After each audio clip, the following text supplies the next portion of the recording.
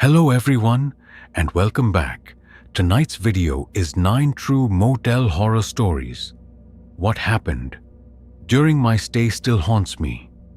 Motels are supposed to be a place of rest, just a stop for the night. But for some people, checking in became the start of a nightmare they'll never forget. From strange noises in the room next door to terrifying encounters that can't be explained, these true motel stories will chill you long after the lights go out. If you enjoy these creepy tales, don't forget to like the video and subscribe to the channel. And let me know in the comments, where are you watching from? I always love seeing where everyone is tuning in. Now, let's begin. Mark is a long-haul truck driver. For over 20 years, he's been driving big rigs across North America, carrying everything from produce to industrial machinery. He's seen countless sunsets over vast plains and sunrises over towering mountains. He's driven through blizzards, floods, and scorching deserts. The road is his second home, and motels are his frequent stops. Mark always says he's a man who trusts his gut, and his gut has kept him safe through countless dangers on the road. But what happened to him in a small-town motel in Montana made him question everything he thought he knew about safety, and even reality itself. It was a bitter winter night in Montana. The snow had been falling hard all day, thick flakes blanketing the highway and making driving slow and dangerous. Mark had been behind the wheel for nearly 14 hours, pushing to make a delivery deadline. His eyelids felt heavy, his muscles ached, and the low growl of his truck's engine was the only sound for miles. He knew it was time to pull over. He spotted a cluster of lights in the distance, a small town, and hopefully a motel. The sign for the Snowdrift Inn was barely visible through the swirling snow, a faded sign lit by a single buzzing fluorescent tube. It looked like something out of an old movie. He pulled his massive truck into the empty snow-covered parking lot. The air was so cold it burned his lungs.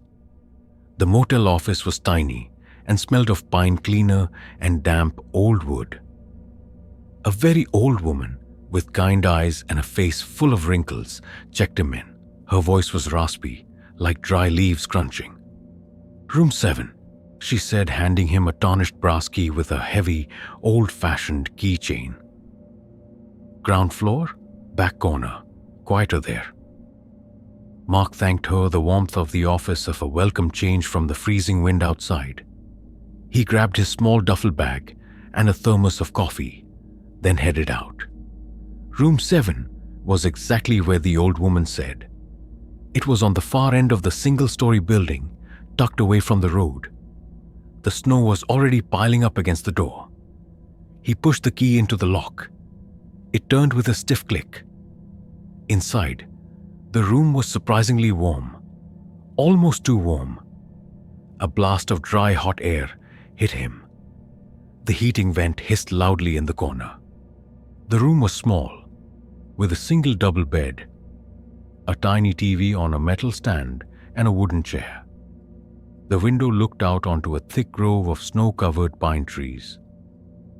The curtains were thin and patterned with faded flowers. As he closed the door, a faint but distinct smell caught his attention. It wasn't unpleasant, but it was strange, like old dry potpourri mixed with something else. Something like wet earth maybe, or damp, decaying leaves. It was subtle, but it was there, clinging to the air. He tried to ignore it. He was tired. He just wanted to sleep. He dropped his bag on the floor and kicked off his boots. The carpet felt old and crunchy under his socks. He went to the window and peered out. The snow was coming down even harder, blurring the edges of the pine trees. It looked like a silent white wall. He felt a deep sense of isolation, but that was normal for a truck driver. He closed the curtains tight, blocking out the wild weather. He took a quick, hot shower, letting the steam fill the small bathroom. The water pressure was surprisingly good. When he got out, he felt a little better, less stiff. He pulled on fresh clothes, a clean t-shirt and sweatpants. He decided to watch a bit of TV to unwind. The old set crackled to life, showing some blurry late-night news. The room felt quiet again, except for the hissing heater. The strange, earthy smell seemed to have lessened, or maybe he was just used to it. He turned off the light, leaving only the dim glow of the TV. He climbed into bed. The mattress was a bit lumpy, but he was so tired, he figured he'd sleep through anything. He was wrong. Sometime in the deep hours of the night, a sound woke him.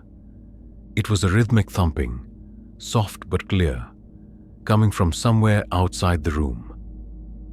Thump, thump, thump. It was too slow to be a heartbeat, too heavy to be a branch hitting the wall. It was uneven, like something being dragged. Mark's eyes opened, instantly alert. He lay perfectly still, listening. The thumping stopped. He held his breath. Then a low, guttural murmur followed. It was not human. It sounded like a growl, but softer, deeper, like a big animal making a worried sound. Mark sat up slowly, his eyes scanning the dark room. He couldn't see anything out of place. The TV was off. The heater was still hissing softly. He strained his ears, listening for the sound again. Nothing. He tried to convince himself it was just the wind, or an animal outside in the snow. Maybe a deer or a coyote.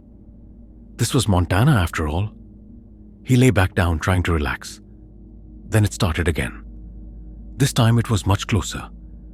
A distinct scratching sound right outside his window.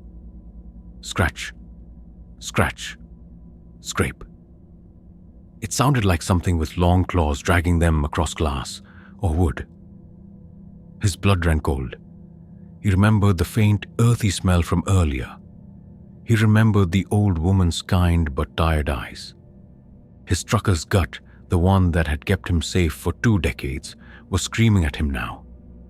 Something was terribly wrong. He slowly, carefully, pushed himself out of bed. The floor was cold. He moved silently towards the window, his heart thudding in his chest. He peered through the thin gap in the curtains. Outside, everything was white, buried in snow. The pine trees stood like dark, silent sentinels. He couldn't see anything moving. The scratching had stopped. He was about to turn away, to convince himself it was nothing, when a different sound echoed from just beyond the window. A sharp, loud crack. It sounded like ice breaking, or a tree branch snapping, but it was too close. Then, he heard it again. The low, mournful growl from before.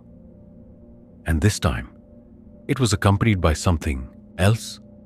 A soft, wet, squelching sound, like heavy footsteps through thick mud, or something soft and fleshy. Despite the snow, the squelching sound was clear. His eyes darted to the window again. He pressed his face closer to the glass, trying to see through the swirling snow. And that's when he saw it. A shape. It was incredibly tall, much taller than any person. It was standing partially obscured by one of the pine trees just beyond his window. Its outline was ragged and uneven, almost like a misshapen scarecrow. It seemed to sway slightly in the wind, but it was too solid, too dark, to be a tree or a shadow. It was darker than the night around it, a hole in the white landscape. It had long, thin limbs that seemed to bend at odd angles. It looked like it was wearing a long, dark coat, but the fabric seemed to move and ripple on its own, like it was alive. Mark froze. He couldn't make out any clear features, no face, no hands, just this towering, slender shape. But he felt its gaze. He felt a profound, chilling cold emanate from it, a cold that had nothing to do with the winter night. And then, slowly, one of its long, thin arms lifted. It was longer than any human arm. It was incredibly thin, almost like a stick, and it pointed directly at his window, directly at him. The low, growling sound intensified, vibrating through the glass. The earthy, damp smell suddenly flooded the room, stronger than before, like he was standing right next to a freshly dug grave. Mark's mind screamed. He stumbled backward, away from the window, away from the terrifying sight. His feet tangled in the carpet, and he fell hard, hitting his head against the dresser. A sharp pain shot through him, but it was nothing compared to the pure terror that gripped his heart. He scrambled to his feet, ignoring the pain. He had to get out. His duffel bag lay forgotten. His truck keys were in his pocket. He didn't care about anything else. He lunged for the door, his hands shaking so violently he could barely grab the handle. He fumbled with the lock, his eyes darting back to the window. The shape was still there, a silent, menacing sentinel, still pointing. He twisted the lock, yanked the door open, and burst out into the biting cold night. The snow instantly stung his face. He didn't look back. He ran as fast as he could through the thick snow, straight towards his truck. He scrambled into the cab, slamming the heavy door shut and locking it. His hands were numb, his breath ragged. He jammed the key into the ignition. The powerful diesel engine roared to life. He slammed the truck into reverse, tires spinning on the ice, then shifted into gear and sped out of the parking lot, leaving the snowdrift in and the towering figure behind. Mark Peterson never stays in small, out-of-the-way motels anymore. He sticks to the big truck stops, the brightly lit ones with dozens of other drivers. He can still see that tall, dark shape in his mind pointing at him from the snow-covered trees. He can still feel the cold dread it brought, and he can still smell that damp, earthy odor. Sometimes, when he's driving late at night and sees a cluster of pine trees, a shiver runs down his spine. He speeds up, gripping the wheel tighter. He knows that some things out there in the quiet, isolated places are not just animals or shadows. Some things are far older, far darker, and they watch from the edges of our world. He just hopes he never sees one again. Emily is a student, traveling during her summer break. She's always loved exploring new places, meeting new people, and seeing the world. She's often on a tight budget, so she stayed in many hostels and cheap motels. She's used to roughing it, to strange roommates, and less than perfect accommodations. She figured she was brave, able to handle anything the road threw at her. But one night in a specific motel changed her idea of what brave truly meant. What she saw there still makes her sleep with a nightlight, even years later. Emily had been backpacking through the Pacific Northwest for a few weeks. It was late July, and the weather had been mostly sunny, but a sudden storm rolled in. The rain came down in sheets, making the roads slick and visibility terrible. She was driving her old, beat-up hatchback, trying to make it to a friend's place in Seattle, but the storm made it impossible. She spotted a small, brightly lit sign through the rain. The Evergreen Rest Motel. It looked like a generic two-story building, nothing special, but it promised a dry bed for the night. She pulled her car into the mostly empty parking lot, the rain drumming loudly on her roof.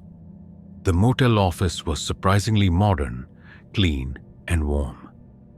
A friendly young clerk with a kind smile checked her in. "Room 106, he said, handing her a key card. "Ground floor, first door on the right. Enjoy your stay." Emily thanked him, feeling a wave of relief. She thought the easy check-in was a good sign. She dragged her backpack from the car, the heavy rain plastering her hair to her face, and hurried inside. Room 106 was perfectly normal.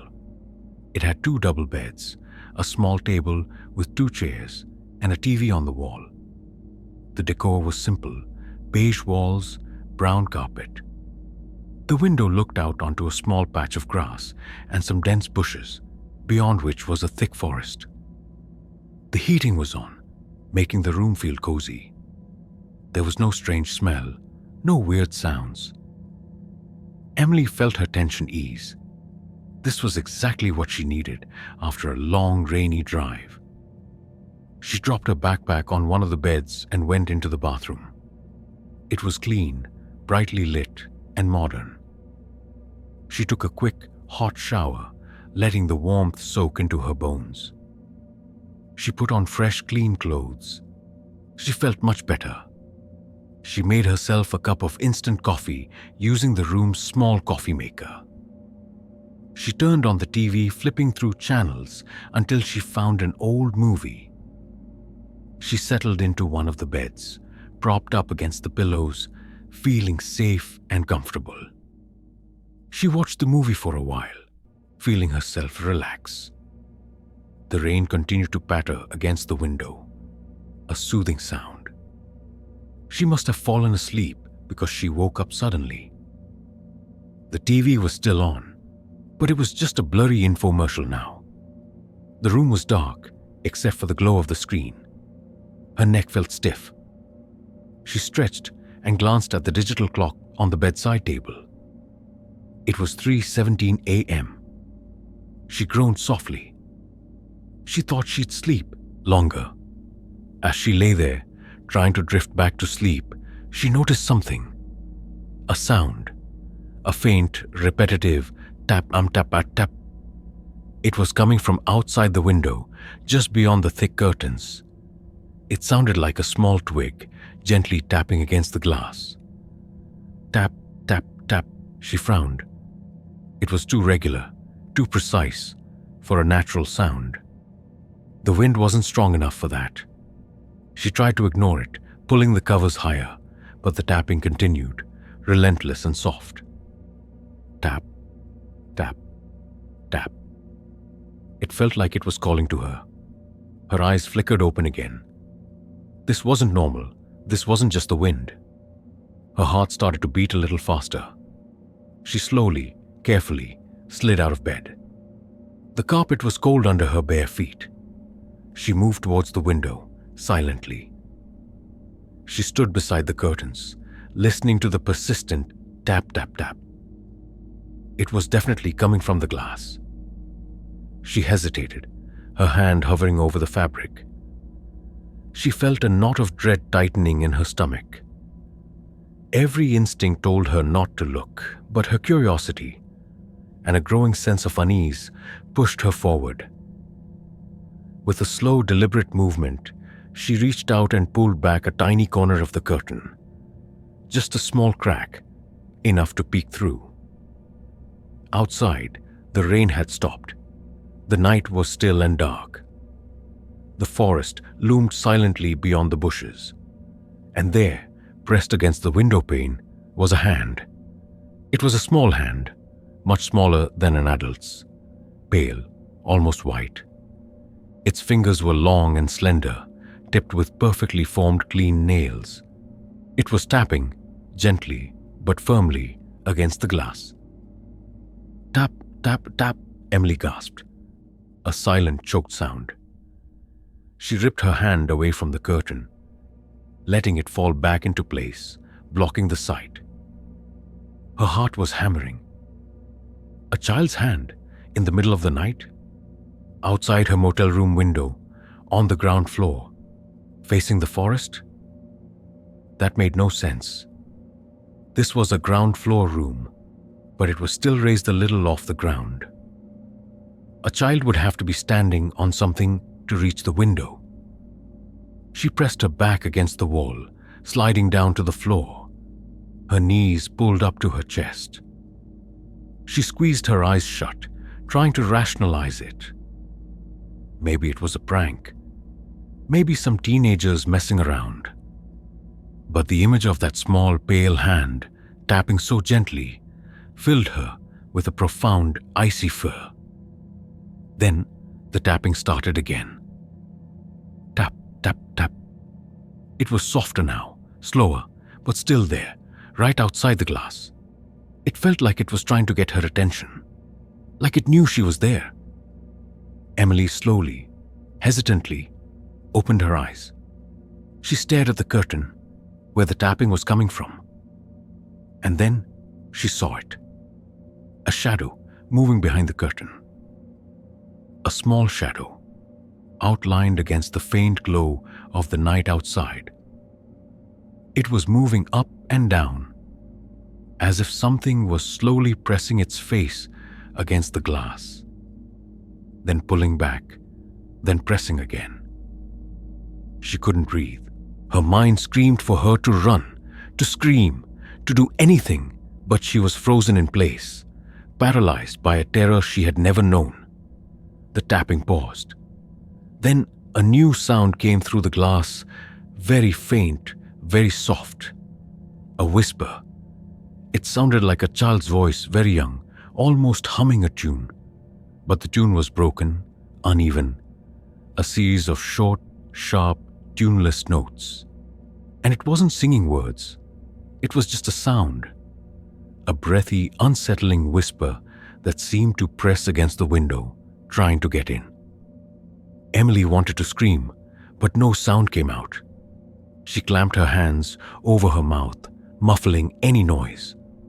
The tapping started again, stronger this time. Tap, T-A-P, tap. It wasn't gentle anymore. It was insistent. It was demanding. Suddenly a louder sound, a soft, wet thump against the glass. Then another, and another, like something soft but heavy, was hitting the window rhythmically. Thump, thump, thump. And with each thump, the small shadow behind the curtain seemed to grow larger, stretching and distorting, as if whatever was outside was getting closer, pressing harder against the window. Emily could feel the vibrations through the floor. She could hear a faint, sickening squelching sound accompanying each thump, like wet flesh hitting glass. The whispering intensified, becoming a low, continuous drone, still tuneless, still without words, but filled with a chilling hunger. She could no longer take it. Her body screamed in protest. She scrambled to her feet, stumbling backward, away from the window, away from the curtain that seemed to hide unspeakable horror. She had to get out. She had to leave. She grabbed her backpack from the bed, not even bothering to zip it up fully. Her hands were shaking so badly she could barely hold it. She fumbled for her car keys, which she'd left on the small table. Her eyes darted to the curtain. It was still, silent now, but she could still feel its presence. She made it to the door, her heart a frantic drum against her ribs. She twisted the lock, yanked the door open, and burst out into the cool, silent night. She didn't look back at the window. She just ran across the parking lot, throwing her backpack into the passenger seat, jumping into her car. She jammed the key into the ignition, her hands still trembling. The engine sputtered to life. She put the car in reverse, tires squealing, and sped out of the parking lot, leaving the Evergreen Rest Motel behind. She drove until the sun came up, until she was miles and miles away, never stopping, never looking in her rearview mirror. Emily Hayes can't sleep in motels anymore, especially not on the ground floor. She gets nervous when she hears any tapping sound, whether it's a branch against her window at home or someone knocking on her door. She still sees that small, pale hand in her nightmares, tapping, tapping, tapping. She hears the tuneless whisper, the wet thump against the glass. She never found out what was outside that window. Was it a child? Or something pretending to be a child? The unknown haunts her more than anything. She often wonders what would have happened if she had pulled the curtain all the way back. And she prays she never finds out. Robert is a traveling musician. For over 15 years, he's been playing gigs in bars, clubs, and small venues all over the country. His life is a blur of smoky stages, late-night drives, and cheap motel rooms. He's a night owl by nature, used to the strange hours and isolated moments that come with being on the road. He's seen a lot of weird things in dive bars and forgotten towns, but he always felt like he could talk his way out of trouble. What he experienced in a forgotten motel outside of Memphis, however, left him speechless and still makes him jump at his own shadow. It was a sweltering August night in Tennessee. Robert had just finished a late gig in a small town. His bandmates had gone their separate ways, and he was alone, needing to get some sleep before heading to his next city. The air was thick and humid, heavy with the smell of damp earth and something sweet, like honeysuckle, but cloying. He spotted a motel sign that read the Crossroads Inn. It looked ancient, a single-story building with peeling paint and overgrown bushes. It was the only place around for miles. He pulled his old sedan into the dimly lit parking lot, the gravel crunching under his tires. The motel office was dark and felt even hotter than outside. A heavy-set woman with eyes that seemed too bright for her tired face checked him in. She spoke in a low, gravelly voice. "Room 4, she said, handing him a tarnished brass key with a large chipped plastic tag. "End of the hall, last door. No one else on that side tonight."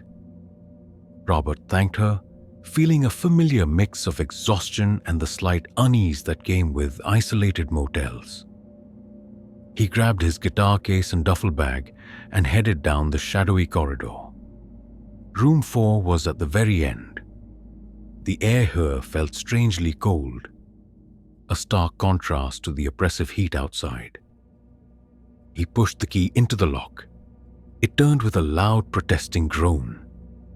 Inside, the room was small and dim, even with the single lamp on the bedside table. It had a double bed, a rickety dresser, and a faded armchair. The window looked out onto a dense, overgrown patch of woods.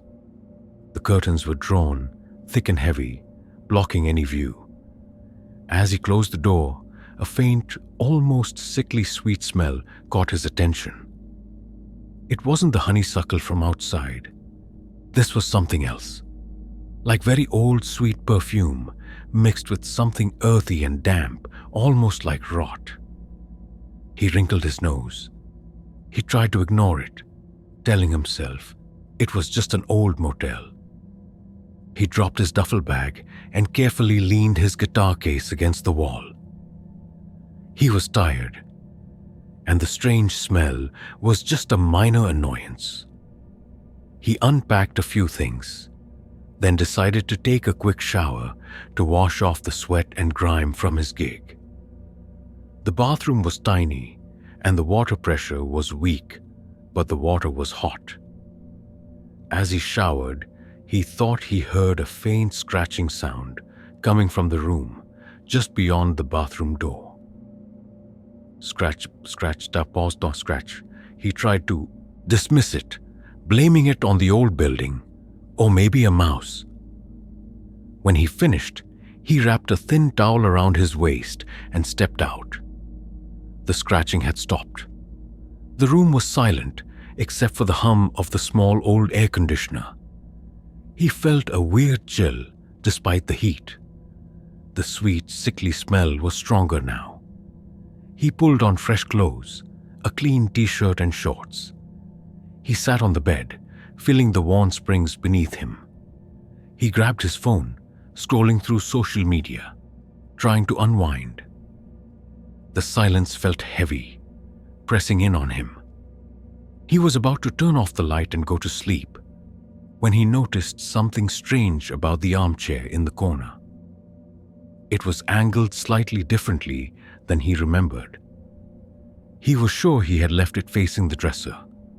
Now it was turned more towards the bed, almost directly at him. He stared at it for a moment, frowning. Just his imagination, he thought. He was tired, stressed. He looked away, then back at it again. Yes, it was definitely turned. He stood up and walked over to it, pushing it back into its original position. As he did, he felt a sudden sharp coldness emanate from the chair, a feeling that made the hairs on his arms stand up. He quickly stepped away, a shiver running down his spine. This motel was starting to give him the creeps. He climbed back into bed, pulled the thin blanket over him, and turned off the light. The room plunged into near total darkness, illuminated only by the faint red glow of the AC unit. He tried to sleep, but his mind was racing. The image of the armchair, the sudden coldness, the sickly sweet smell, it all played on his nerves. He lay there, staring into the dark, listening to the hum of the AC. Then he heard it, a soft rustling sound coming from the dresser across the room, like clothes being disturbed. Rustle, rustle. Robert's eyes darted open. He held his breath, listening. The sound stopped. He was sure he hadn't left anything on the dresser that could rustle. He had only put his guitar case on the floor. Suddenly, a different sound. A faint, almost imperceptible clink, like two small metal objects gently touching. It came from the corner of the room, near where his guitar case stood. He remembered the feeling he'd gotten earlier, that strange coldness. His gut, the one that usually told him when a stage was safe or when a crowd was trouble, was screaming a new warning now. This was different. This was wrong. He slowly, carefully, sat up in bed. His eyes were wide open, trying to pierce the gloom. He focused on the corner where his guitar case was. He could barely make out its shape in the dark. He strained his ears. Silence. Absolute heavy silence. Then he heard it again. A low, soft, drawn-out sigh. It seemed to come from the armchair. It was a mournful, weary sound, like someone exhaling after a long, difficult day. But it held a strange, hollow quality. It was too close, too real. And with that sigh, the sweet, earthy smell became overpowering, almost suffocating. It filled his lungs, tasting like decay and dried flowers. Robert's muscles locked. He couldn't move. He felt like he was being watched intensely from somewhere in the dark. He managed to raise his hand, fumbling for his phone on the nightstand.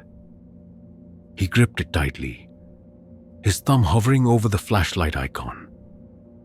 He had to see. He had to know. He took a deep breath, and with a surge of terror and courage, he flicked on the flashlight.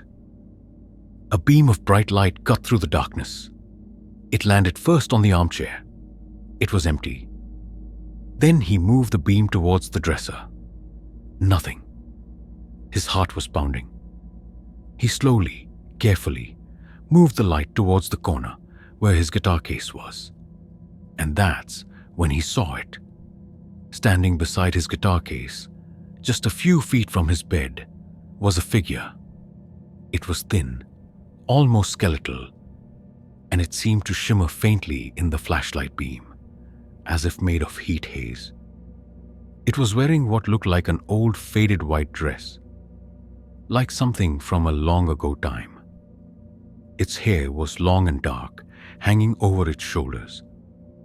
But it was the face that made him gasp. It was gaunt, with hollow eyes, and its mouth was open in a silent, stretched scream. Its skin was pale, almost translucent, but the most terrifying thing was its hands. They were long and bony, almost claw-like, and one of them was resting on his guitar case.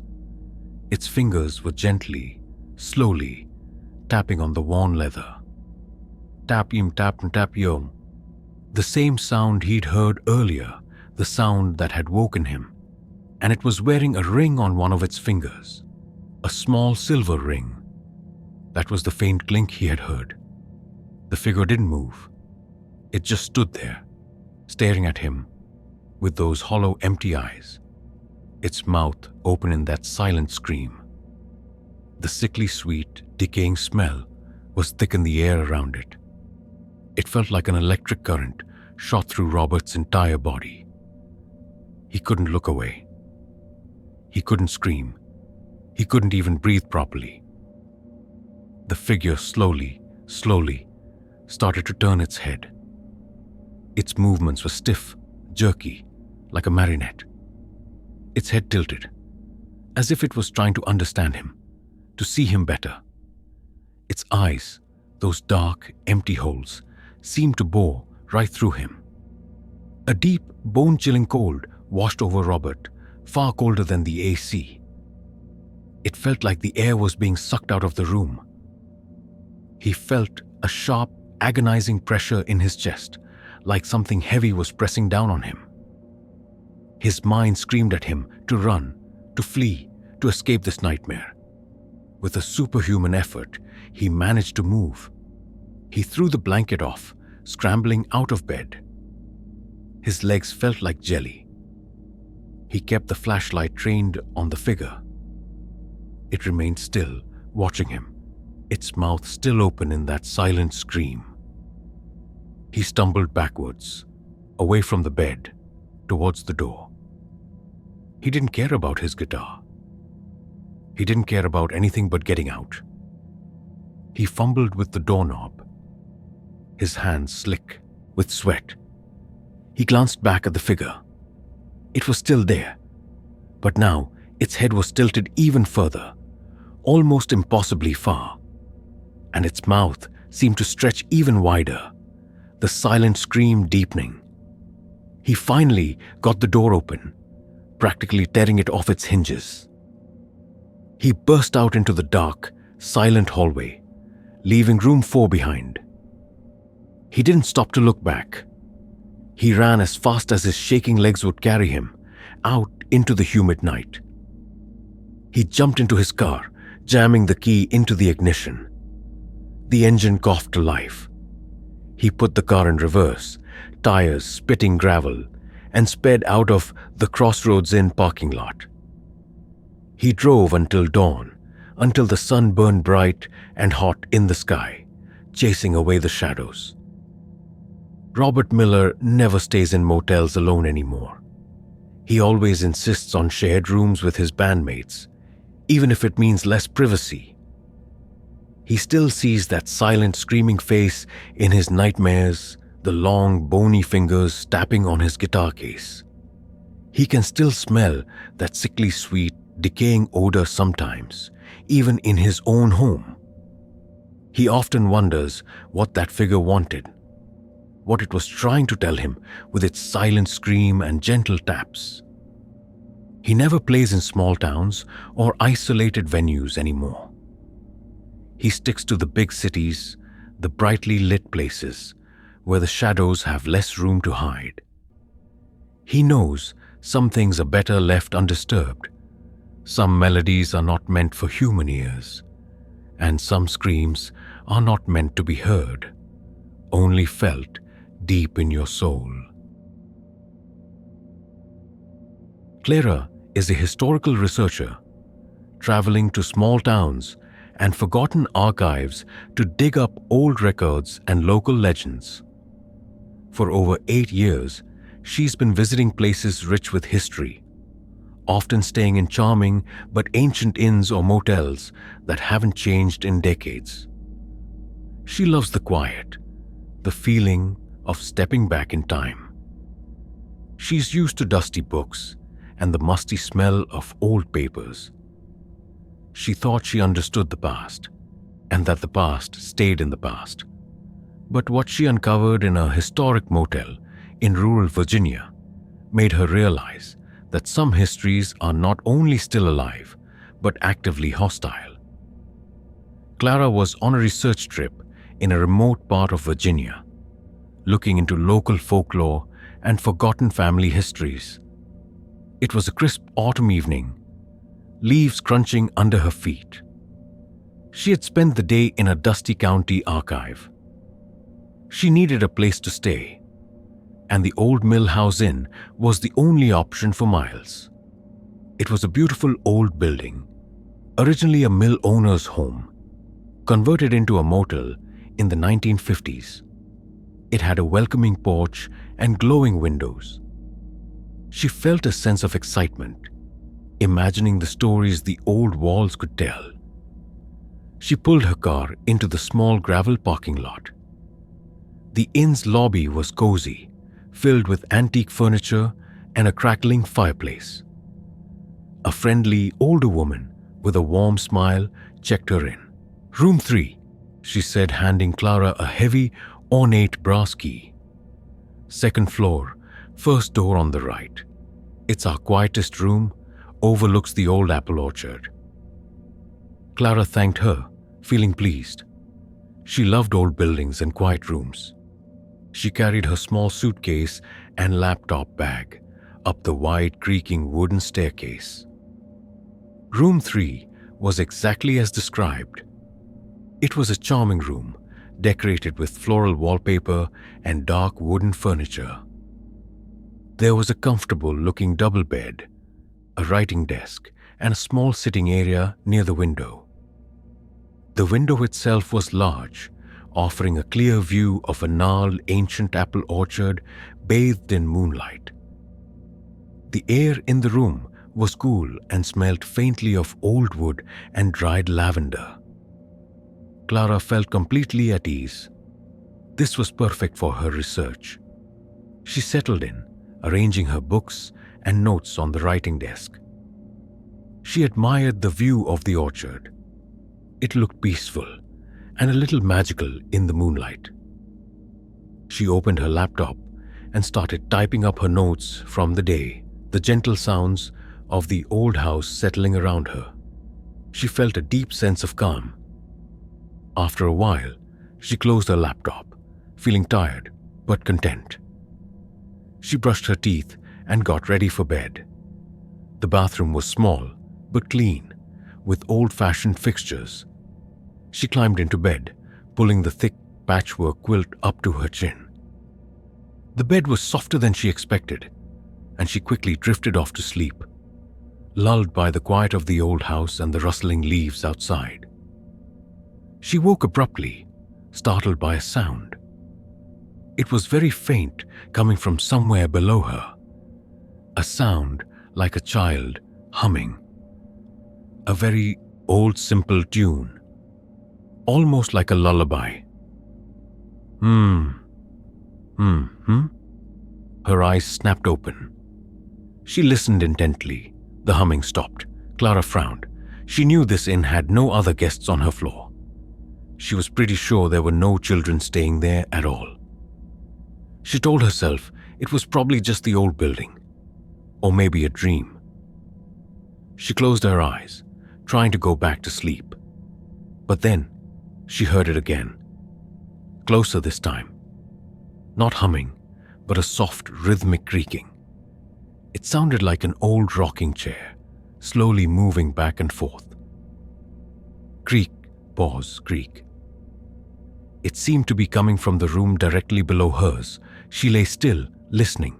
The rocking continued, a slow, gentle rhythm, and then, woven into the creaking, she heard the humming again, that same simple, old-fashioned lullaby. Clara's heart began to beat faster. This wasn't a dream. This wasn't the building settling. This was happening. She slowly sat up in bed, her gaze fixed on the floor, as if she could see through it. Her researcher's mind, usually so logical, was trying to find an explanation, but her instincts were screaming that something was deeply wrong. The rocking continued, steady and slow. The humming was clearer now, a child's voice, sweet but somehow filled with sorrow. It sounded so close, as if the floorboards between them were paper thin. Clara swallowed hard, a dry knot forming in her throat. Suddenly the rocking stopped. The humming stopped. Absolute silence fell upon the room, even heavier than before.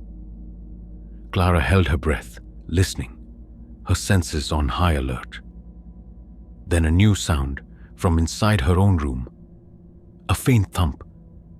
It sounded like something very light, like a book, falling onto the floor. It came from the writing desk, where she had left her research notes and books. She had been so careful to arrange them. Clara slowly, carefully, slid her legs out of bed. The floor was cold under her bare feet. She moved silently towards the desk, her eyes wide, trying to pierce the gloom of the room. A sliver of moonlight cut through the curtains, casting long, distorted shadows. She reached the desk and saw it. One of her large, thick history books had fallen onto the floor. It was lying open, face down. She knelt down and carefully picked it up. As she did, she felt a sudden sharp coldness in the air around the desk. It felt like walking into a freezer, and with the cold came a different smell. Not lavender, but a faint, sweet, decaying smell, like very old flowers left to rot. She looked at the open book. It had fallen open to a page with an old black and white photograph. It was a picture of a little girl, maybe 7 or 8 years old, dressed in a long, old-fashioned white dress. Her hair was dark, pulled back with a ribbon. She was sitting in a rocking chair, holding a doll.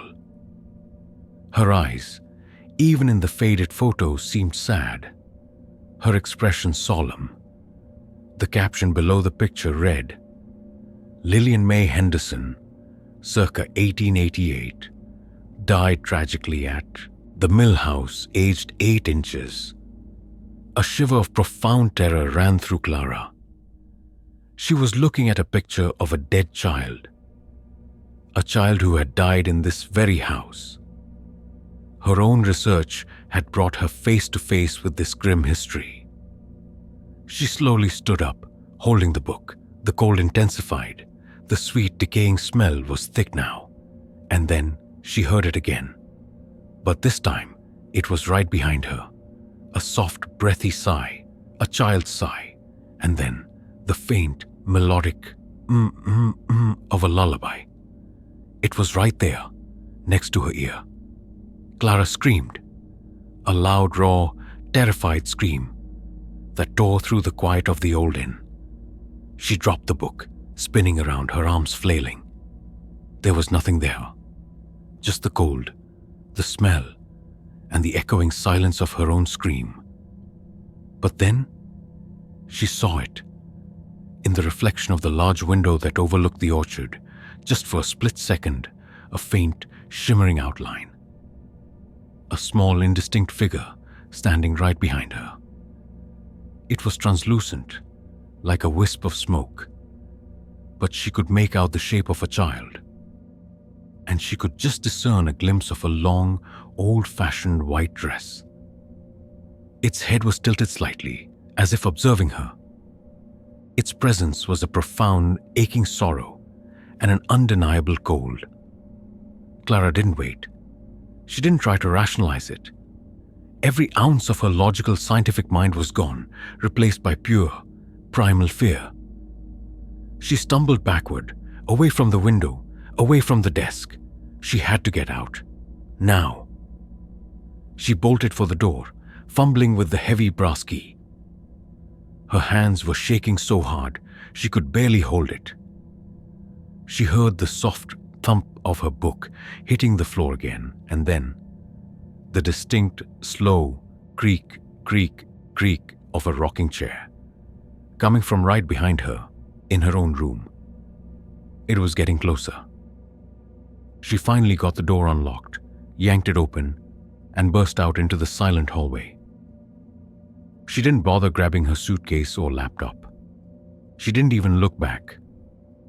She flew down the creaking wooden stairs, out the front door, and into the cold, autumn night. She scrambled into her car, jamming the key into the ignition. The engine roared to life.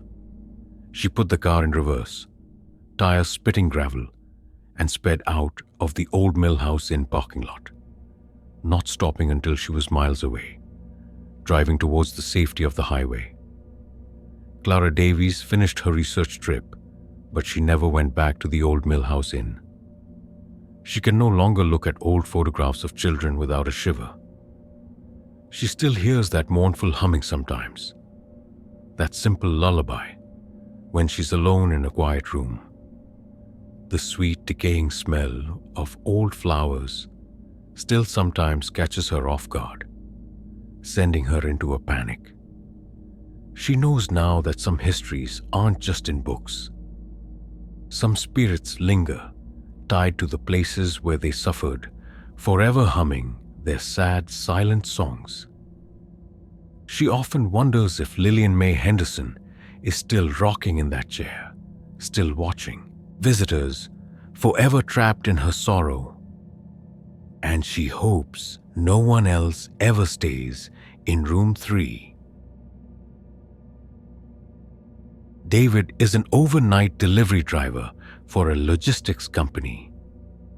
For over a decade, he's been crisscrossing states, delivering packages from midnight to dawn. His world is full of empty roads, gas station coffee, and the occasional motel room for a few hours of sleep before his next shift. He's used to being alone, to the silence of the night, and to the strange things you see when everyone else is asleep. He considers himself a practical man, not easily spooked. But what he encountered in a small, out-of-the-way motel made him question everything he thought he knew about reality. What happened there still makes him check his rearview mirror, even in broad daylight. It was a long, dark stretch of highway in rural Ohio. David had been driving for 8 hours, pushing through a thick, unsettling fog that had rolled in just after sunset. His eyes were burning, and the endless white mist made him feel like he was driving through a dream. He desperately needed a place to rest. He saw a faint, blinking neon sign through the fog. The Glimmerwood Motel. It looked like a generic brick building, but the lights were on, and it promised a bed. He pulled his large delivery van into the parking lot, the tires crunching softly on the wet asphalt. The motel office was small and dusty, smelling faintly of stale cigarette smoke and something metallic, like old coins. A quiet, elderly man with a very pale face and eyes that seemed to hold a lot of sadness checked him in. He spoke in a low, monotone voice. "Room 12, he said, pushing a heavy, unmarked key into David's hand. "Last room on the left, ground floor. It's quiet back there." David thanked him, feeling the usual fatigue, but also a slight sense of unease. The old man's eyes had a strange, faraway look. He grabbed his small overnight bag and headed out into the thick fog. Room 12 was at the very end of the building. The fog seemed to cling to the walls, making everything feel damp and cold. He pushed the key into the lock.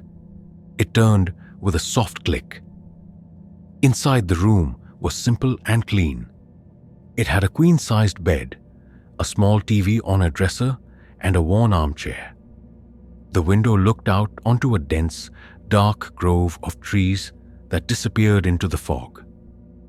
The curtains were thin and plain. As he closed the door, a faint but distinct smell hit him. It was a very strange smell, like wet soil mixed with something sweet and sickly, like rotten fruit or bad breath. He wrinkled his nose. He tried to ignore it, telling himself it was just an old motel and the heavy fog. He dropped his bag on the floor and went into the small bathroom. It was basic, but the water was hot, and the shower helped clear his head a little. When he came out, he felt slightly refreshed. He put on fresh clothes and turned on the small TV.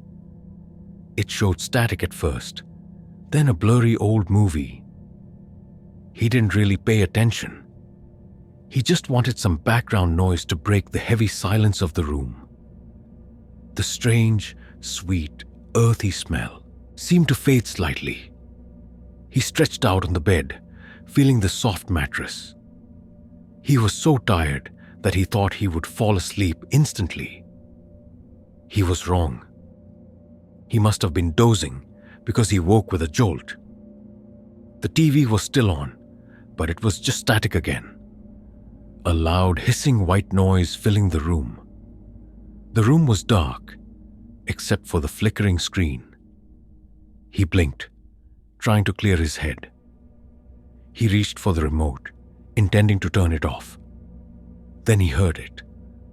A faint scratching sound coming from the dresser just below the TV. Scratch, scratch, scratch. It sounded like fingernails slowly dragging across wood. David froze. He held his breath, listening. The scratching stopped. He stared at the dresser, his heart starting to thump. He couldn't see anything. Then the scratching started again. Not on the dresser this time. It was coming from inside the dresser, like something was trapped in one of the drawers. Scratch to scratch to scrape. His blood ran cold. This wasn't a mouse. This was too loud, too deliberate. His practical mind was racing, trying to find an explanation. But his gut, the one that kept him safe on lonely highways, was screaming danger. Suddenly a new sound. A low, soft thump from the bedside table.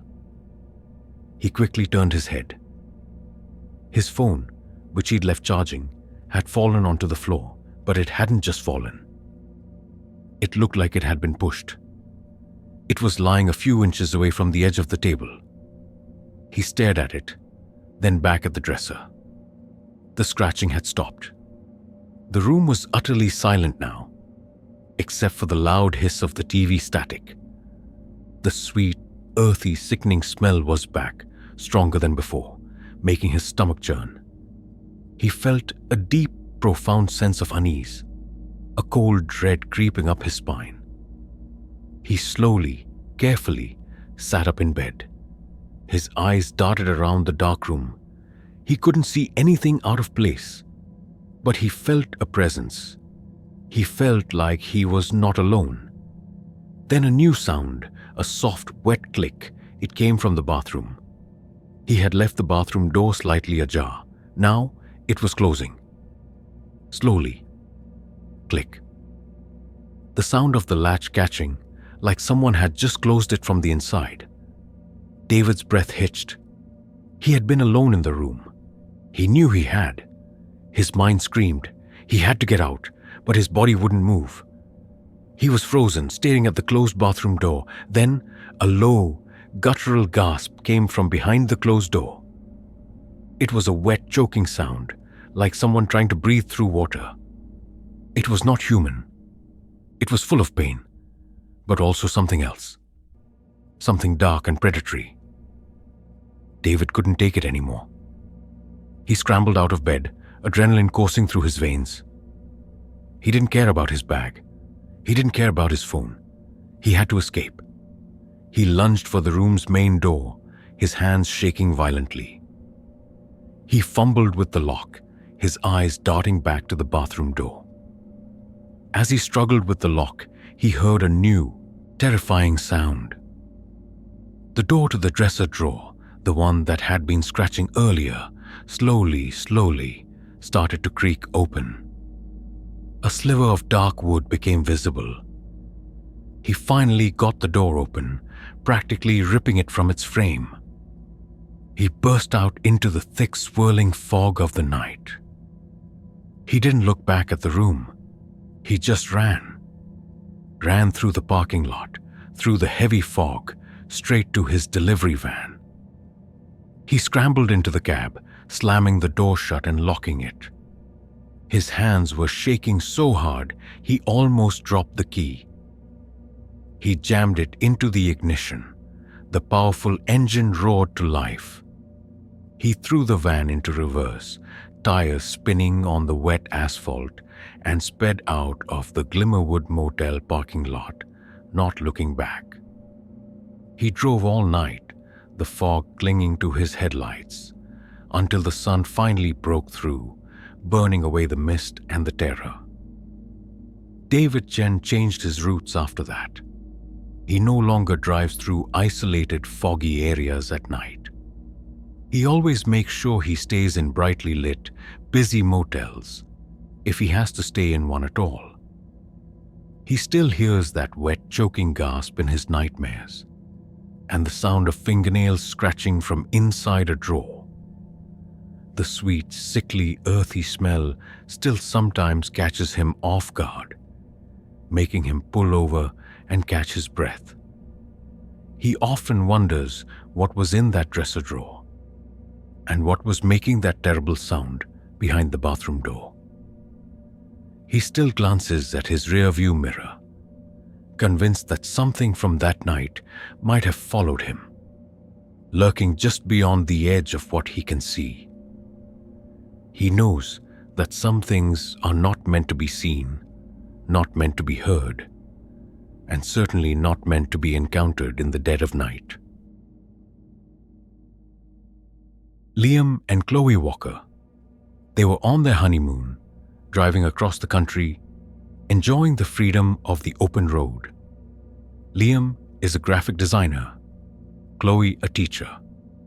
They're both practical, down-to-earth people, full of hope and excitement for their new life together.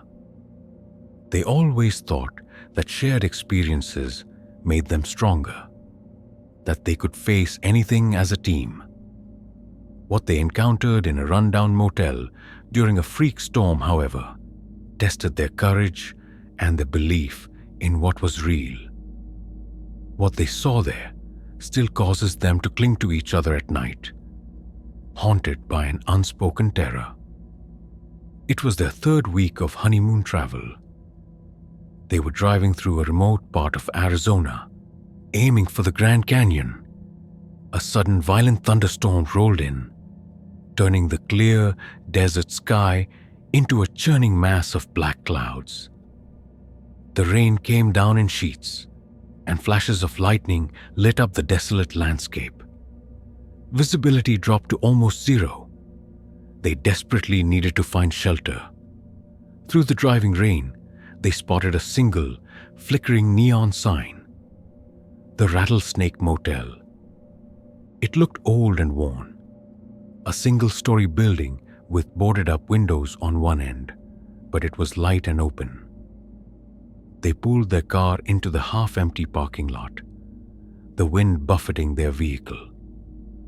The motel office was small and smelled strongly of dust and ozone, probably from the storm. A heavy-set man with a scarred face and tired eyes checked them in. He barely spoke, just grunted and pointed to a clipboard. He handed them a rusted iron key. "Room 6, he muttered. "Down the end, far side. Take it or leave it. No other rooms open." Liam and Chloe exchanged a worried glance, but the storm was getting worse. They thanked him and hurried back to their car, grabbing their bags. Room 6 was at the very end of the building, tucked away behind a large dead cactus. The wind howled around it, rattling the windows. Liam pushed the heavy iron key into the lock. It scraped loudly before clicking open. Inside, the room was dimly lit and felt cold, despite the warm air outside. It had a single double bed, a small old TV on a stand, and a wooden chair.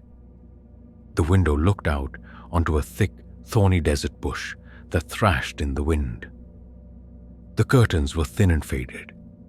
As they closed the door, a faint but distinct smell hit them. It was a dry, dusty smell, like very old dried-out meat mixed with something else. Something metallic and sharp, like rust. Liam wrinkled his nose. "Gross," Chloe whispered, pulling a face. They tried to ignore it, blaming it on the old motel and the storm. They dropped their bags on the floor. Liam went to check the bathroom while Chloe turned on the lights.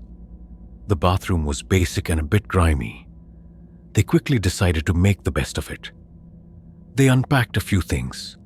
Then Liam tried to turn on the TV, but it only showed static. "Great," he sighed. "No distractions from the storm." Chloe laughed, a little nervously. They sat on the bed, holding hands, listening to the rain and wind rage outside. The dry, metallic smell seemed to lessen slightly. Or maybe they were just getting used to it. They must have dozed off because they both woke up at the same time, startled by a new sound. The storm had died down a little, but a strange rhythmic creaking filled the room. It was coming from the corner where the old wooden chair stood. Creak, pause, creak. It sounded like someone was slowly, gently rocking in the chair, but the chair wasn't a rocking chair. It was a solid, four-legged wooden chair. Liam and Chloe's eyes met in the dim light of the room. Their hearts started to pound. They both knew the chair hadn't been moving when they fell asleep. "Did you hear that?" Chloe whispered, her voice trembling. Liam nodded slowly, his face pale. "Yeah, what is that?" His voice was barely a whisper. The creaking continued, slow and steady. Creak, creak, creak. And then a new sound, very faint, almost imperceptible. A low, dry chuckle. It sounded like old brittle leaves rustling or sandpaper scraping together. It came from the chair.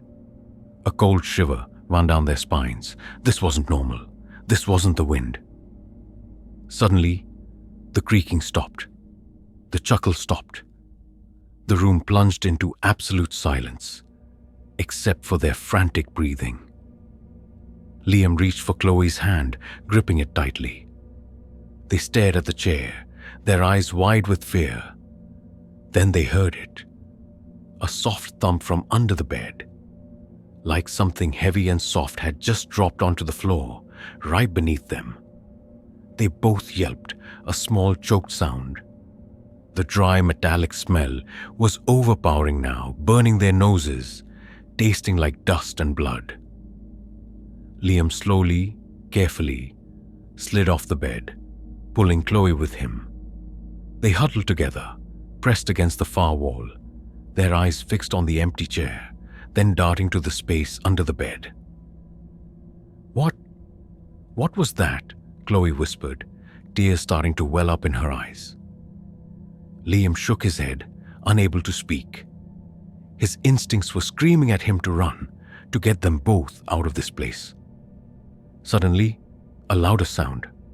A sharp, distinct click came from the bathroom door. They had closed it earlier.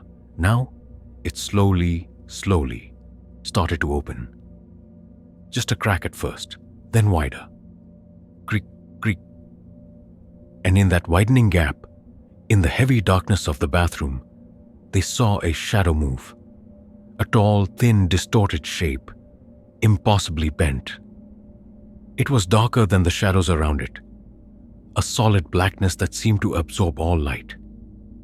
It was standing just inside the bathroom, completely still, watching them from the dark.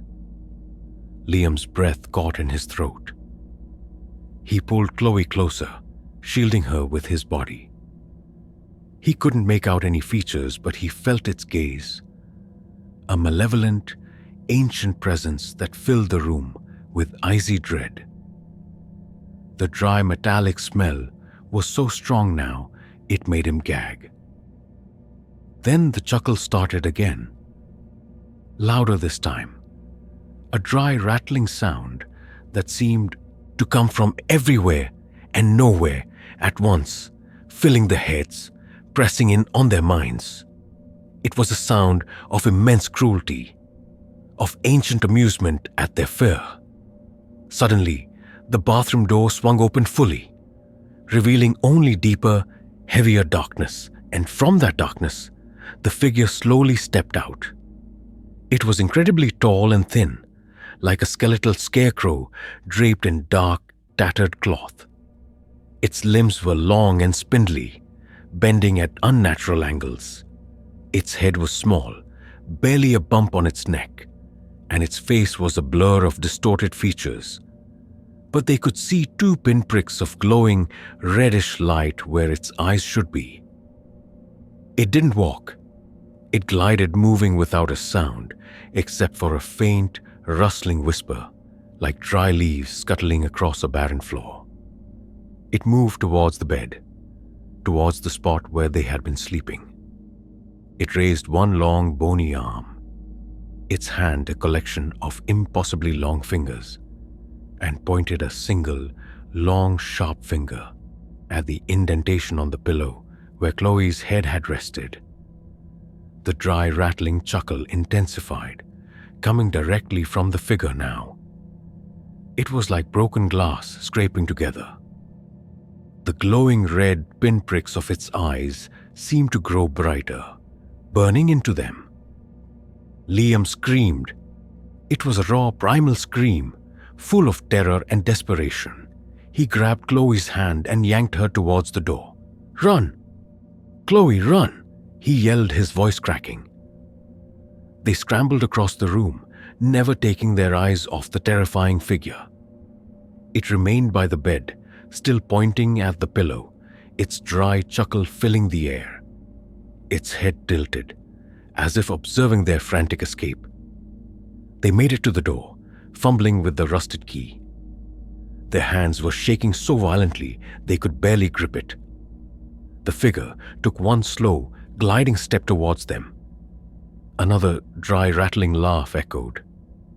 Finally, Liam got the door open. They burst out into the storm-ravaged night, the wind and rain stinging their faces. They didn't look back at room 6. They just ran across the gravel parking lot, soaked to the bone, straight to their car.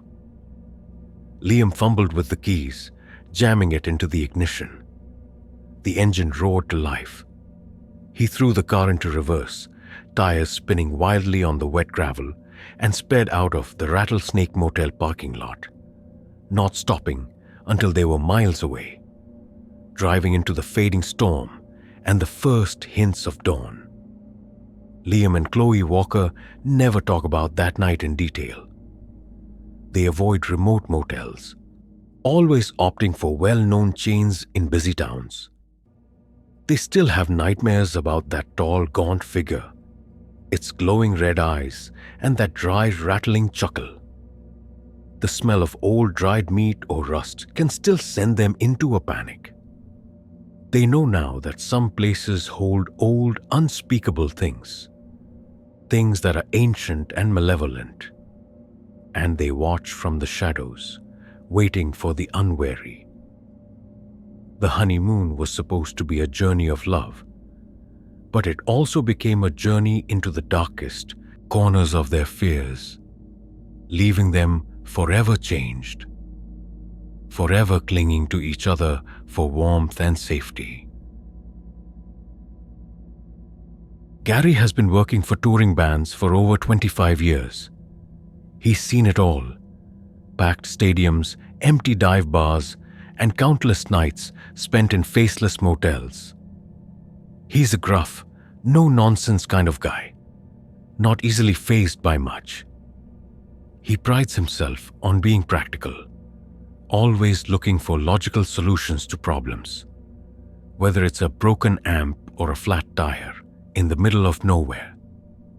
But what he encountered in a desolate motel on the fringes of the Mojave Desert made him question his grip on reality, and still gives him cold sweats when he remembers it. It was a scorching summer night in Nevada. Gary had just finished setting up for a show in Las Vegas and was on his way to the next city, pushing through the intense desert heat. His body ached and his eyes burned from the dry air and endless highway.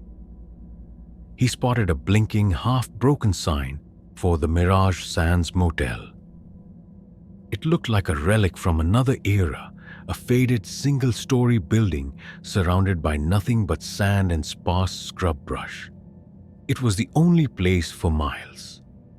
He pulled his old pickup truck into the dusty parking lot, the tires kicking up clouds of fine sand.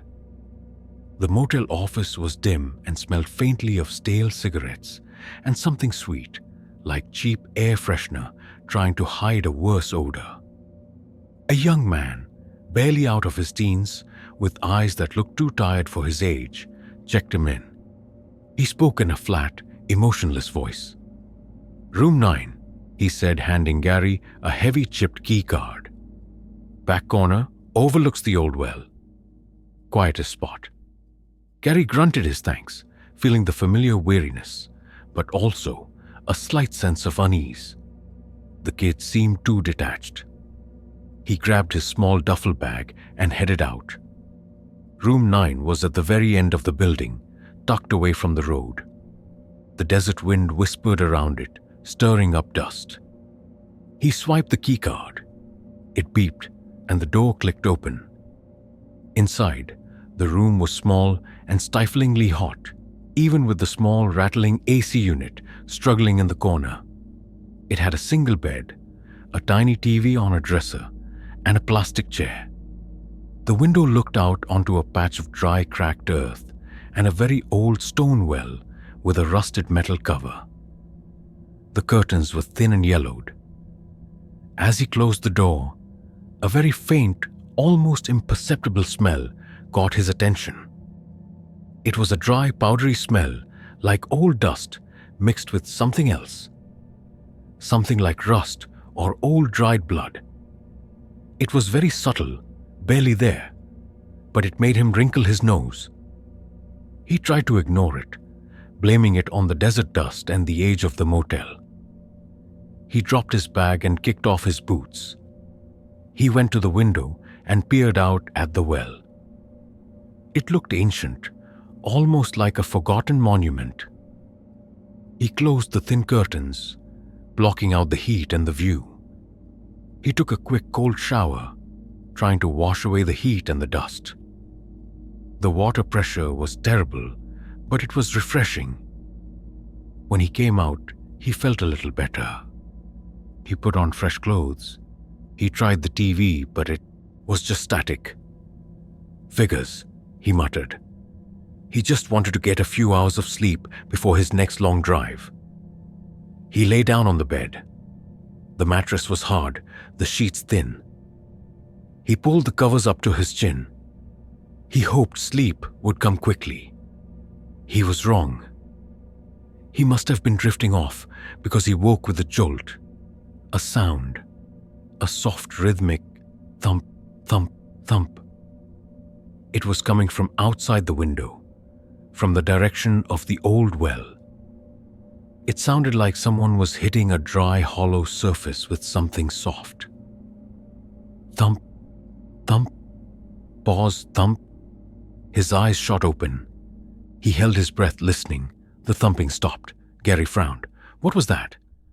It wasn't an animal. It was too regular, too deliberate. He told himself it was probably just the wind or something loose rattling in the old well. He tried to go back to sleep. Then he heard it again.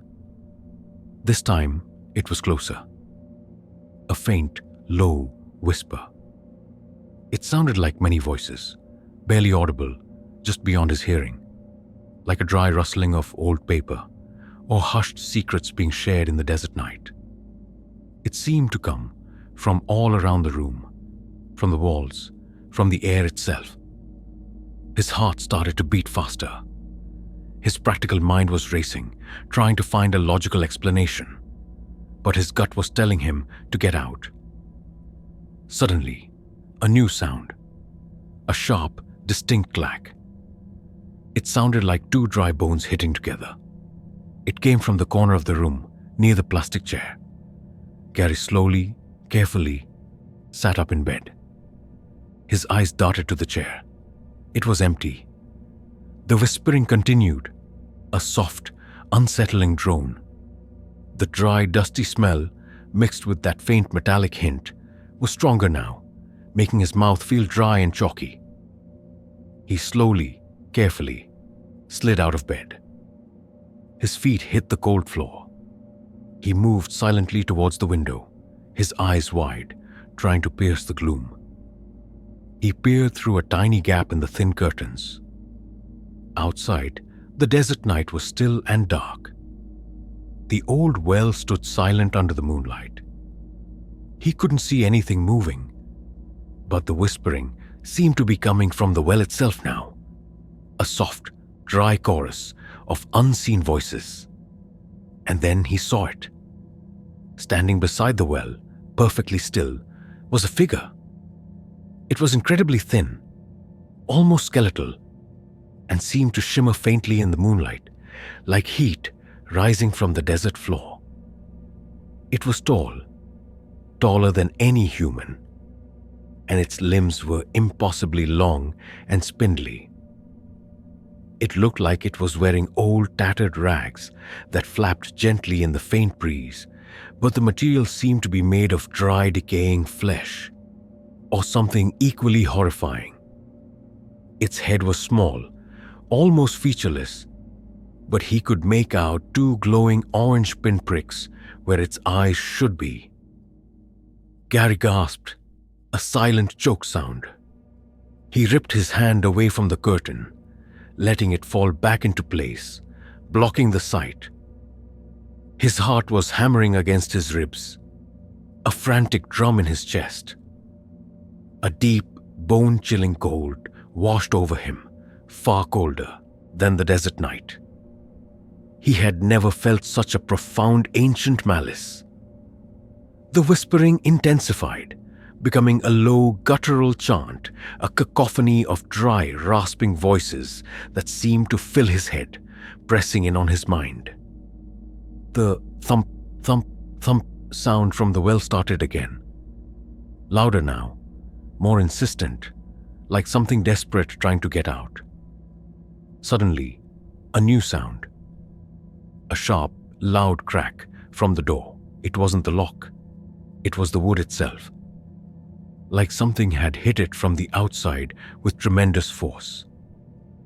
Then another crack. And another. The door shuddered in its frame. Gary scrambled backward, away from the window, away from the door. He was trapped. He looked frantically around the room. There was no escape. The whispering was a roar in his ears now. Thousands of dry voices screaming in his mind. The dry, dusty, metallic smell was suffocating. Then, a new, terrible sound.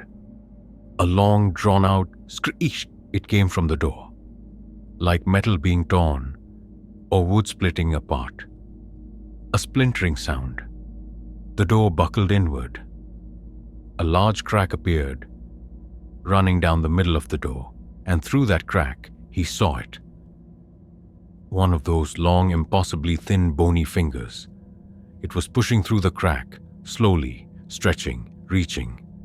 It was pale and dry, covered in something like fine sand, but it was unmistakably a finger, and on its tip, a sharp, black, claw-like nail. Gary didn't hesitate. He didn't think. He didn't even grab his duffel bag. He lunged for the small plastic chair, grabbing it. With a roar of pure adrenaline and terror, he slammed the chair against the door, right where the finger was pushing through. The door splintered further. The finger recoiled with a wet, sickening squelch. A chorus of dry, furious whispers erupted from outside. He slammed the chair again and again, fighting for his life, fighting to keep whatever was out there from getting in. He kept smashing the chair against the door, pouring all his strength into it, until the chair broke apart.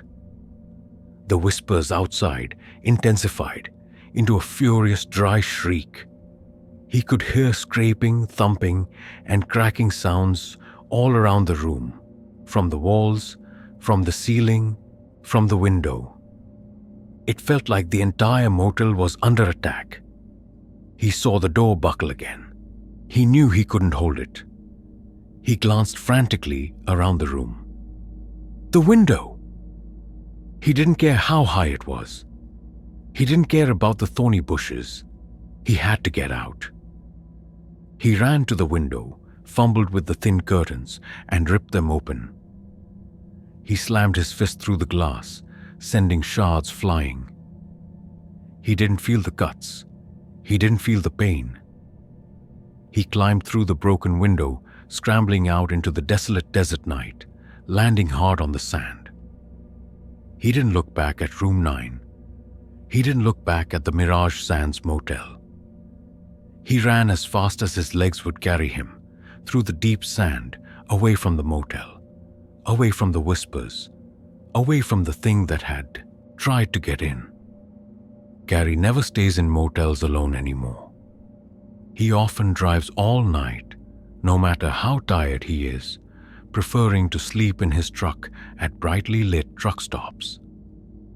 He still has nightmares about those glowing orange eyes and that thin, bony finger pushing through the door.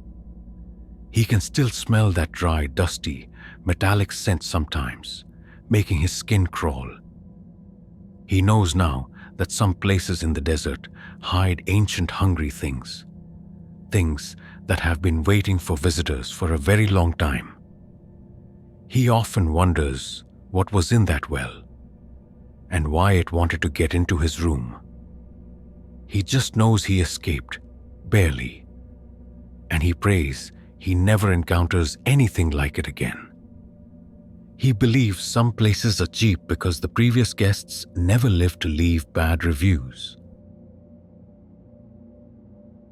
Angela is a forensic photographer, often traveling to crime scenes or abandoned locations to document evidence.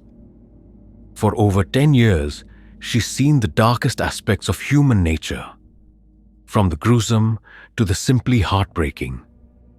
She's trained herself to be detached, to observe without emotion, to find patterns in chaos. She's used to death, to decay, to the quiet stillness of places where tragedy has struck. She always believed that what she saw could be explained by science or human actions.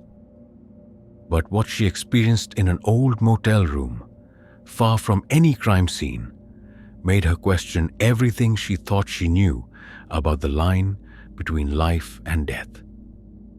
It was a cold, foggy night in coastal Oregon. Angela was driving back from a remote shoot documenting a historic, abandoned lighthouse. The fog was so thick she could barely see the road, and she was exhausted. She knew she shouldn't push on. She saw a small, flickering light through the mist. The Ocean View Motel.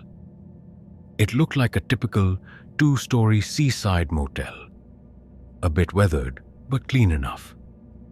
She pulled her car into the mostly empty parking lot, the sound of crashing waves muffled by the fog. The motel office was warm and smelled faintly of salt and old coffee. A tired-looking woman with kind but weary eyes checked her in. "Room 23, she said, handing Angela a key card. "Second floor, overlooks the ocean. Should be quiet tonight." Angela thanked her, feeling a familiar wave of relief at the prospect of a warm bed. She grabbed her camera bag and small suitcase, then headed up the carpeted stairs. Room 23 was at the very end of the second-floor hallway. The air here felt strangely heavy, almost damp despite the warmth. She swiped the keycard. It beeped and the door clicked open. Inside, the room was simple. A double bed, a small desk, and a worn armchair. The window was large, and even through the thick fog, she could hear the distant roar of the ocean. The curtains were drawn, a heavy, dark blue fabric. As she closed the door, a very faint, almost imperceptible smell hit her. It was a clean, salty smell, like the ocean, but mixed with something else. Something like wet stone or cold, damp earth, and under that, a hint of something metallic, like copper. It was subtle, but it was there. She frowned. Maybe it was just the sea air or the old building. She tried to dismiss it. She dropped her bag and placed her expensive camera equipment carefully on the desk. She decided to take a hot shower to wash off the cold dampness of the fog. The bathroom was small but clean, and the water was wonderfully hot. As she showered, she thought she heard a faint scratching sound coming from the room just beyond the bathroom door. Scratch, scratch, and pause and scratch. It sounded like something tapping gently, rhythmically, against wood. She tried to ignore it, telling herself it was just the old motel. When she finished, she wrapped a soft towel around her hair and stepped out. The scratching had stopped. The room was silent, except for the distant roar of the ocean. She pulled on fresh clothes. She felt a strange chill, even though the room was warm. The faint, metallic, damp smell seemed to be stronger now. She sat on the bed, feeling tired. She tried to read a book on her tablet, but her mind kept wandering. She felt a strange sense of unease. She was about to turn off the light and go to sleep when she noticed something. The armchair in the corner. It was angled towards the window. She was sure she had left it facing the bed. She stared at it, a knot of unease tightening in her stomach. Just her imagination, she told herself. She was tired. She looked away, then back at it again. No, it was definitely turned. She stood up and walked over to it, pushing it back into its original position. As she did, she felt a sudden sharp coldness in the air around the chair, a feeling that made the hairs on her arms stand up. She quickly stepped away.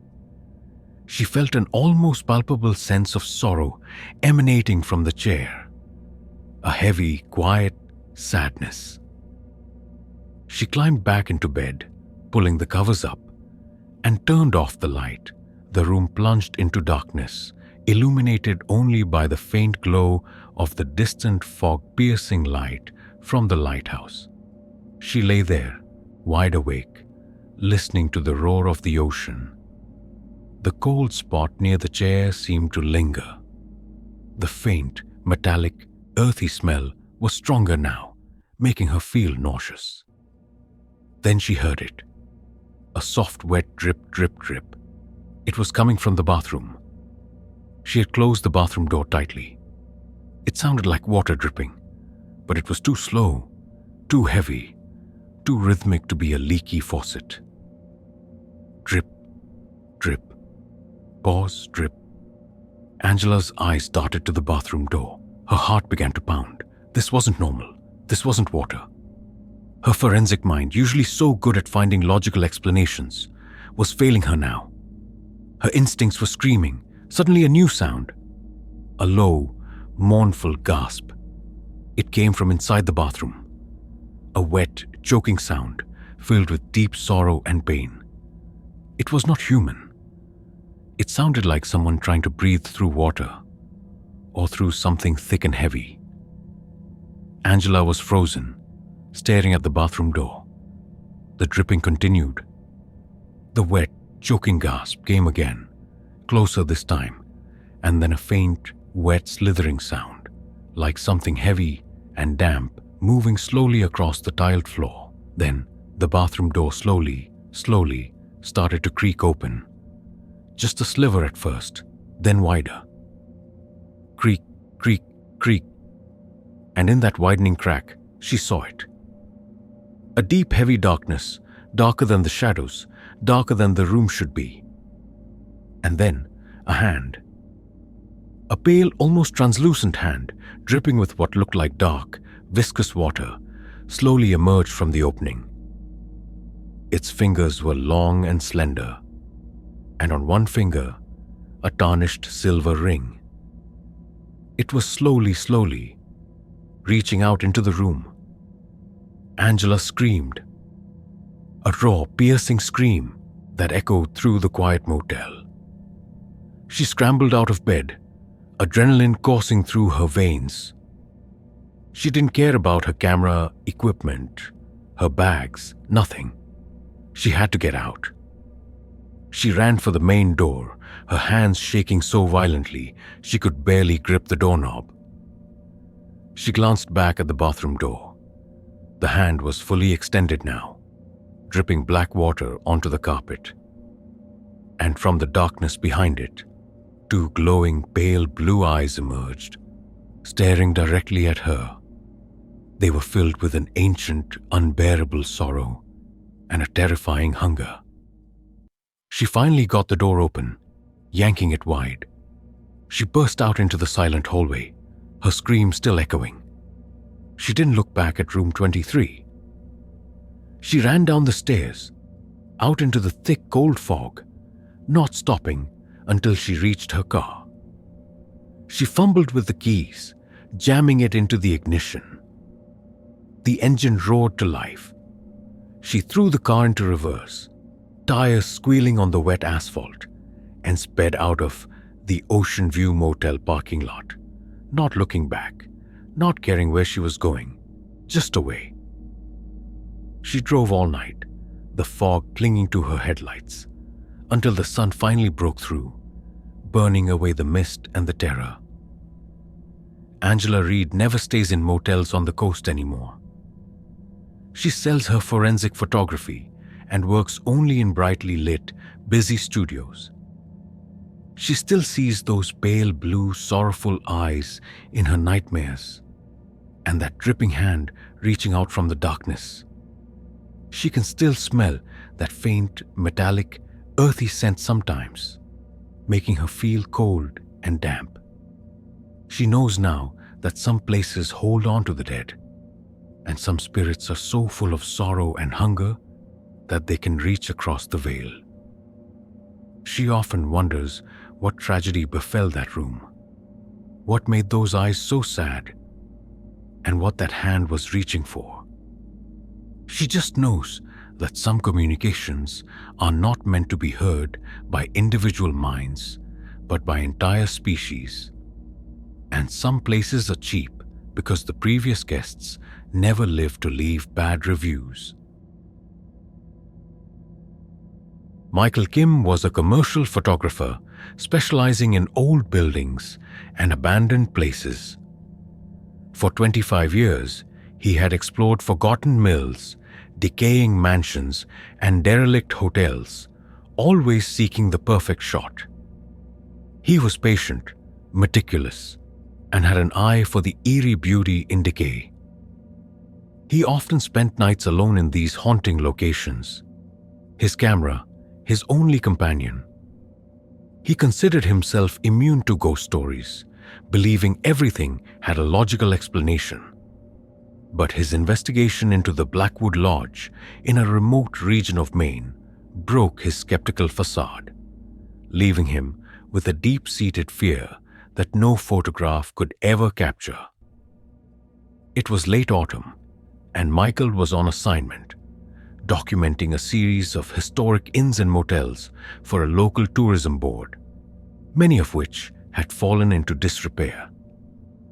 The Blackwood Lodge was the last on his list, an imposing 3-story Victorian structure nestled deep in the Maine woods. Local legends claimed it was built on an ancient burial ground and had seen more than its share of tragedy. As he drove up the long, winding driveway, the lodge emerged from the mist, its dark, weathered wood and tall, narrow windows, giving it a somber, almost menacing presence. The air was damp and cold, smelling strongly of wet leaves and something else, something metallic and faintly sweet, like decaying foliage. The parking lot was empty, choked with overgrown weeds. The lobby of the Blackwood Lodge was grand but decaying, filled with dust-covered antique furniture, cobwebs, and the pervasive smell of mildew and old secrets. A young, nervous-looking clerk with pale eyes checked him in, barely making eye contact. He handed Michael a heavy brass key, almost dropping it. "Room 33, he mumbled. "Top floor, last door on the left." He added, almost as an afterthought, "No one else up there tonight? Just you?" Michael nodded, unfazed. This was exactly what he wanted. Complete isolation to get his shots. He thanked the clerk, feeling a familiar thrill of anticipation. Room 33 was indeed at the very end of the third-floor corridor, its door a dark, heavy oak. Inside, the room was large and ornate, with faded velvet wallpaper, a massive four-poster bed, and a single tall window overlooking the dense, mist-shrouded forest. The air was heavy, cold, and strangely still. Michael immediately set up his equipment, positioning his tripod, adjusting his lights, and checking his lenses. He began taking photos of the room, documenting its decaying beauty, the peeling wallpaper, the antique dresser. He felt a deep sense of peace, a quiet satisfaction in his work. This was going to be a treasure trove of images. He was deep into his photography, moving from one angle to another when he heard it. A faint, almost imperceptible scrape from the far end of the corridor, near the staircase. It was a soft, dragging sound, like something heavy was being slowly pulled across the floorboards. Michael paused, his finger hovering over the shutter button. He listened. Nothing. He shrugged, attributing it to the old building settling. He went back to his work. A few minutes later, the scrape came again, a little closer this time. Scrape, drag, scrape. It was rhythmic, deliberate. Michael frowned. The clerk had said he was the only one on this floor. He walked to his door, slowly, quietly, and pressed his ear against the cold wood. Silence. He opened the door a crack, peering out into the long, dimly lit corridor. Empty, just shadows and closed doors stretching into the gloom. He felt a prickle of unease, a cold sensation despite the absence of a draft.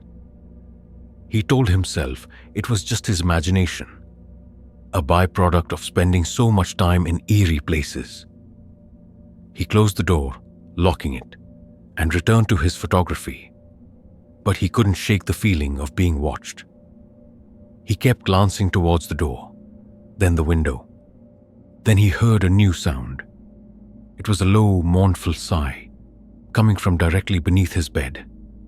It was faint, but distinct, a sound of profound sorrow and desperate longing.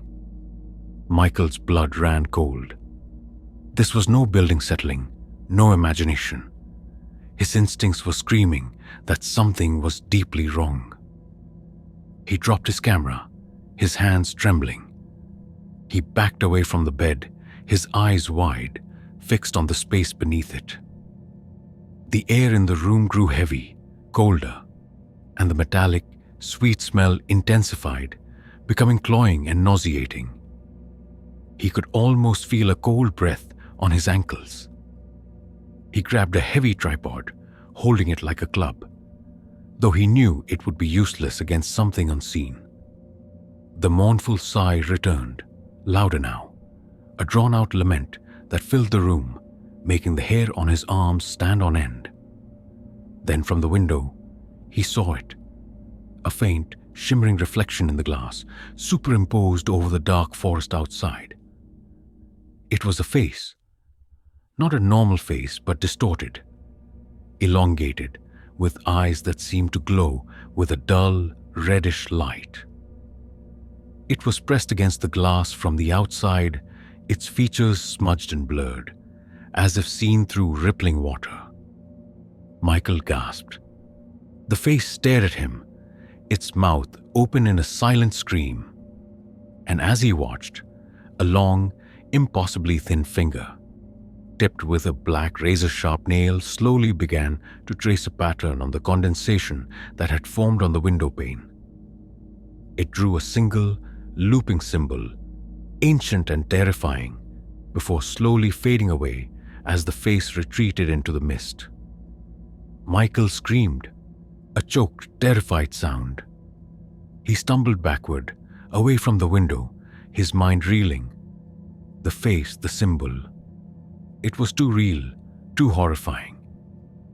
He didn't wait. He didn't think about his expensive camera gear, his tripods, his portfolio. He just ran for the door, fumbling with the heavy brass key. He unlocked it, yanked it open, and burst out into the corridor. He didn't look back at room 33 or the window overlooking the forest.